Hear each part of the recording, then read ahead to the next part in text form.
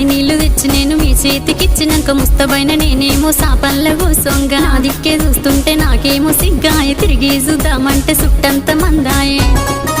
పెళ్లి రోజు నేడు పెళ్లి రోజు అరే పెళ్లి రోజు నేడు పెళ్లి రోజు మా అన్నయ్య వదినమ్మ పెళ్లి రోజు దొడ్డి ఇంకన్నా వదిన వినోద ఇక ఇల్లంతా పెళ్లి రోజు సందడంట